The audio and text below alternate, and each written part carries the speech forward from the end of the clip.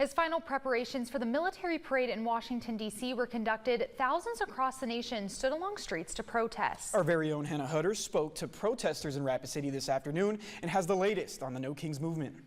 Hundreds of people from across the Black Hills line the streets of downtown Rapid City and Founders Park as part of the No Kings protest. According to the movement's website, the protest is, quote, a nationwide day of defiance, taking action to reject authoritarianism and show the world what democracy really looks like. Well, if you know anything about our history, obviously that's how we became a country.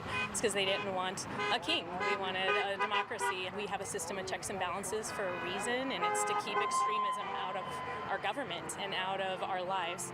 The protest took place Saturday as President Donald Trump held the military parade celebrating the 250th birthday of the United States Army, which also happens to be Trump's birthday. Many at the protest were against spending money for the event in Washington. I really struggle with having a parade, spending that much money when we're cutting SNAP benefits and Medicaid and just for the people who need it, and so I struggle with all of it, and that's why I'm here.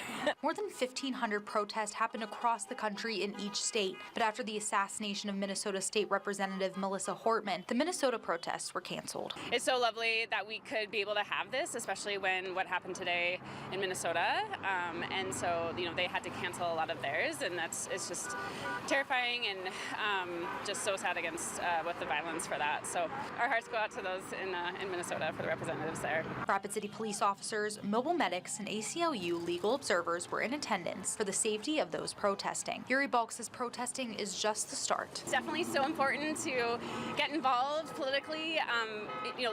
Doing local is so important, and it's the best way to make a difference.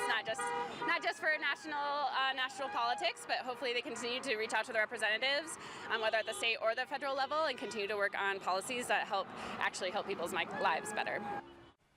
Rapid City's protests were 2 of the 7 in South Dakota.